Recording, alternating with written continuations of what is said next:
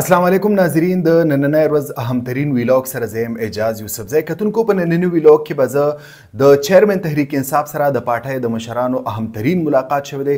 زه به دا خبره لږه منشن کوم چې په اسلام آباد ډي چوک کې د تحریک انصاف د کارکنانو خلاف چې کوم اپریشن شو د هغې وروستو د خان صاحب سره دا اولنی ملاقات دی. په دې ملاقات کې چیرمن تحریک انصاف بیرسټر ګوهر سلمان اکرم راجا څوک چې جنرال سیکرټري استعفا هم ورکړې وه خو د هغې استعفا قبول نه شوله او بیا واپس هم اغستې ده. د دې نه علاوه بیرسټر علي ظفر چې کوم هغه د خان صاحب سره په دغه ملاقات کې شامل او ام ان ای علي محمد خان چې کوم په دې کې هم شامل و. دې څلورو کسانو د خان صاحب د ملاقات وروستو پریس ټاک هم کړی دی، پریس کانفرنس یې کړی دی.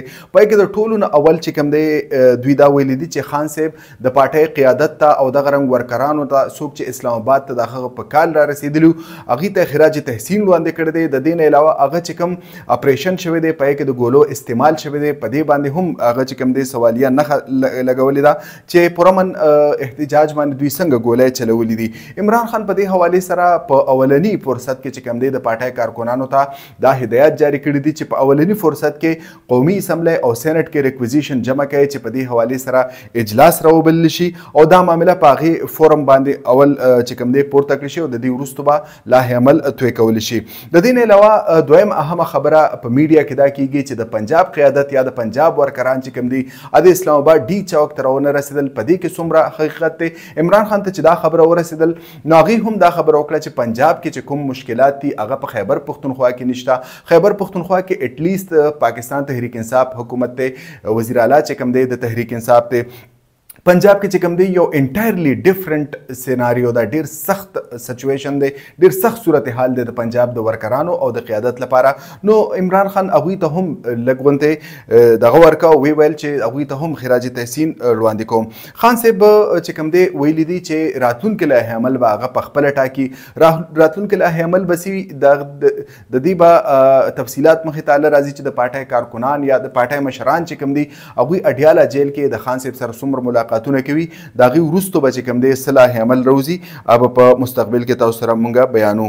د دې نه علاوه خان صاحب دا هم څنګه چې ما ذکر وکړه چې په اسلام آباد کې ګوله ولې وچلېدل په دې باندې هم کوېسچن مارک پورته کړی دی. کتونکو د خان صاحب سره چې کوم ملاقات شوی دی په دې اړه بیرسټر ګوهر او نورو مشرانو چې کوم دی ډېر مختصر پریس کانفرنس کړی دی. تقریبا د سوال او جواب سره چې کوم دی 10-11 منټه پریس کانفرنس. یقینا ملاقات خو به کم از کم د غنټې یا د نیمې غنټې نه خو به کم از کم سیوا خو په دې اړه بیرسټر ګوهر چې کوم دی هغه ډیر زیات مختصر پریس کانفرنس کړی دی چې په هغې باندې یو شمېر صحافیانو سوالونه هم پورته کړي دي. د ټولو نه اهم سوال په بیرسټر ګوهر باندې دا وشو چې په ډي چوک کې کارکنان مړه شو او په تاسو څلور واړو کې یعنې په 5 واړو کې یعنې الیمین ګنډاپور یې هم پکې یاد کړه هېڅ چا ته پکې خراش تک رانغې. نو د دې څه وجه وه؟ هغه دا وویل چې هیڅ چاته مونږ دا نه وویل چې تاسو یا ډي چوک ته لاړ شئ یا سنګجاني ته لاړ شئ. د بیرسټر ګوهر دا بیان دی چې د ډي چوک یا سنګجاني په اړه زموږ داسې یو سنوت وی شو چې په دې ځای کې به اختتامي چې کوم تقریبي یا احتجاجي یا به سیټني درنه به دا به مونږ ورکو. خو دا یې وویل چې هیڅ یوې کاروان ته په دغه ورځ چې کومه قافله وه هغوی ته دا اډرس هم نو شو چې تاسو په فوري توګه ډي چوک ته ورسئ. د دې نه علاوه هغوی دا وویل چې د یو صحافي په کوېسچن وکړه چې به 12 کسان خو تاسو منشن کړي دي خو د تحریک انصاف چې کوم قیادت دی هغوی په سوونو کې کسان ښیي، څوک 200 ښیي، څوک 1.5 سل ښیي، څوک چې کوم دی 228 کسان ښیي. په دې کې څه حقیقت دی؟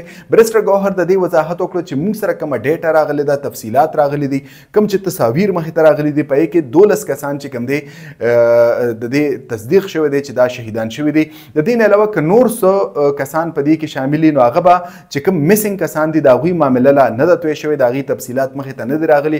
چې کله دا معامله سر ته ورشي سارټ آوټ شي نو موږ ته به پته ولګي چې آیا مستقبل کې کوم نمبر مخې ته راتللی شي او د ډیډ باډیز یعنې شهیدان چې کوم دي دا څومره په حق رسېدلي دي. د دې نه علاوه خان صاحب دا خبره هم وکړله چې د دې نه علاوه بیرسټر ګوهر باندې یو کوېسچن وشو چې آیا ستاسو د اسټابلیشمنټ سره څه مذاکرات کیږي او که نه کیږي. په دې اړه هغه نه تردید وکړه او نه د دې تصدیق وکړه چې آیا دا مذاکرات کیږي او که نه کیږي. خو دی وویل چې په دې اړه مونږ څه نه شو ویلی. خان صاحب چې کوم بالکل ډېر زیات خراج تحسین کارکنانو ته وړاندې کړی دی. اگر چې زما دا یقین نه دی چې خان صاحب به دا خبرې کړې وي ځکه چې بیرسټر ګوهر ډېر مختصر خبرې وکړې. خان صاحب سره چې کوم ملاقات و هغه هغه ډیر زیات اوږد. کتونکو په نننی ویلاګ کې به زه دویمه اهمه خبره دا کوم چې په کورم ضلع کې چې کوم فرقیز فسادات مخې ته راغلي دي په هغې کې چې کوم د امن لپاره یعنې د روغې جوړې لپاره چې کوم کوششونه شروع دي په کې لوی پرمختګ شوی دی او کومه جرګه چې ټاکلې شوې ده د های پروفایل جرګه ده. په دې کې سابق وفاقي وزیر پیرون الحق قادري دی هغه د خیبر ضلع سره تعلق لري. دغه رنګ سابق گورنر خیبر پښتونخوا انجینیر شوکت الله په دې کې شامل دی. د باجوړ ایجنسی سره د تعلق دی.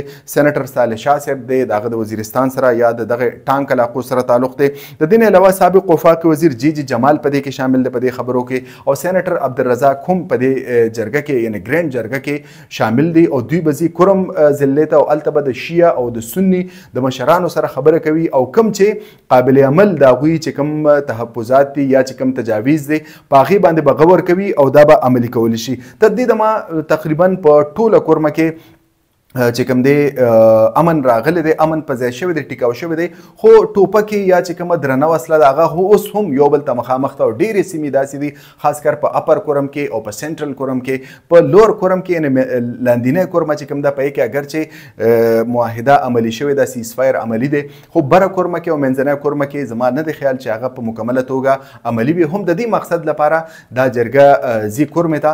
دې جرګې د وزیر اعلی الیمین ګنډاپور سره هم ملاقات کړی دی او چې کوم دی د وزیر اعلی د دوی شکریا ادا کړې ده. جرګې د یقین دهاني ورکړې ده چې د دوی نه څومره هم کېدلی شي هغوی به د حکومت یعنې د صوبایي حکومت سره مرستې کوي. د دې نه علاوه چې کوم دی د وزیر اعلی الیمین ګنډاپور په مشرۍ کې اهمترین د کابینې اجلاس شوی دی. په دې کابینې کې د کورم ایجنسی یعنې د کورم ضلع چې کوم تازه ترین صورتحال دی او هلته چې کوم د امن وضع ده په هغې باندې وزیر اعلی ته بریفینګ ورکړی شوی دی.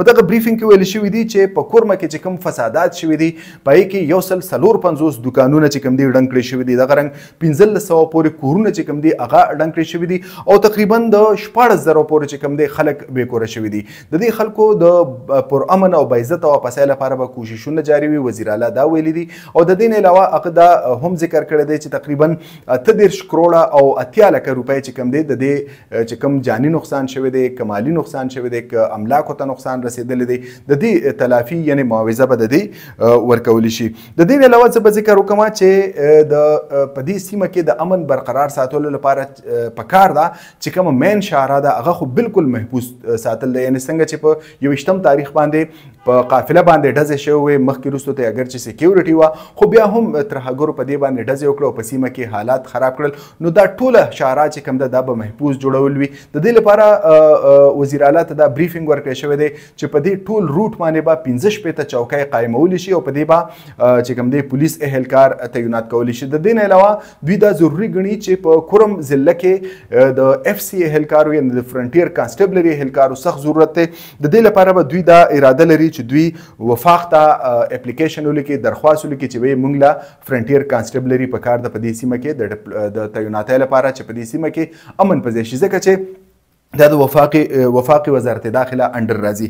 د دې نه علاوه وزیر اعلی امپورټنټ خبره دا هم کړې ده چې په کورمه کې ترهګري نشته دی. یعنې څنګه چې ترهګري کیږي هغه ترهګري نه ده خو ولې ځینې شرخوخي عناصر د دوو مسلکونو یعنې د شیعه او د سنه مسلکونو ترمنځ چې کوم نفرت دی هغې له خوا ورکوي او داسې قسمه واقعات مخې ته راځي. وزیر اعلی دا هم ویلي دي چې دا جرګه چې کوم ده ګرینډ جرګه چې کوم ده دا به په کورمه کې تر هغه وخت پورې قیام کوي تر څو چې دوی په دغه ځای کې امن نه اچیو کړي او مکمل یعنې جامع معاهده ته دوی رسېدلي نه وي. او د دې نه علاوه دوی دا هم خبره کړې ده په قبایلي امیدینو باندې دا زور راوړلی دی وزیر اعلی او په خپله هم سکیورټي ادارو ته ویلي دي چې د دې شرخوخو عناصرو نشاندهي وکړي شي او دوی د دهشتګردۍ د قانون لاندې د دوی ټرایل وکړي شي.